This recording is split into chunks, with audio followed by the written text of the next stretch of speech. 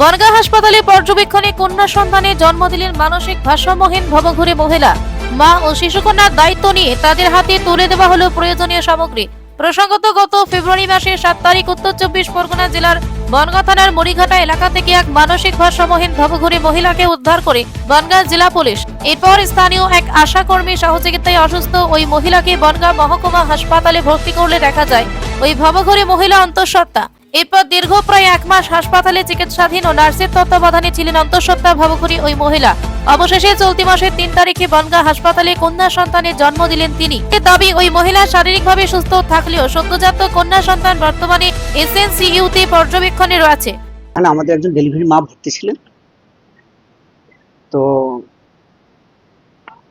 7 ফেব্রুয়ারি থেকে আমাদের এখানে কন্টিনিউ ভর্তি রেখেছিলাম আমরা, বিকজ পেশেন্ট ডেলিভারি মা উনি মেন্টালি একটু আনহেলদি ছিলেন এবং সেই অবস্থাতে এবং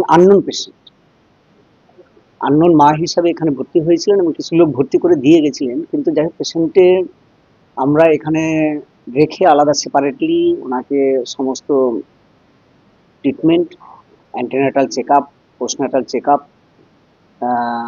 সমস্ত কিছু এখানে চলছে এবং এখানে ডেলিভারি হয়েছে এবং একজন বেবি ডেলিভারি হয়েছে, লো বার্থ ওয়েট যদিও, কিন্তু এখন এসএনসিইউতে রয়েছে আমাদের।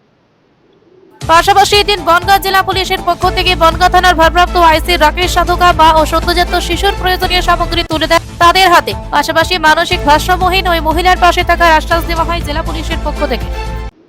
মা এবং বেবি স্টেবল আছে, তো যতক্ষণ না আমাদের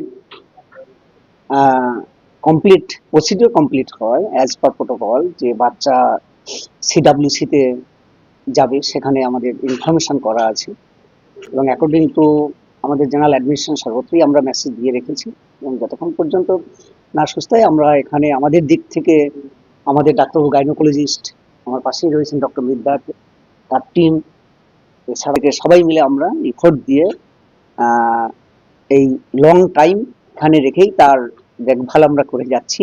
তো যাই হোক, আমরা এটাই বলবো যে আমরাও হ্যাপি, তার সাথে সাথে যে একটা আননোন এবং মেন্টালি ইল মায়ের যে বেবি, তাকে আমরা এখানে সুস্থ করতে পেরেছি এবং এখনো আন্ডার অবজারভেশন আমাদের নার্সিং ডিপার্টমেন্ট, আমাদের ডক্টরস, বিভিন্ন ডিপার্টমেন্টে যারা রয়েছেন তাদের আন্ডারেই রয়েছে।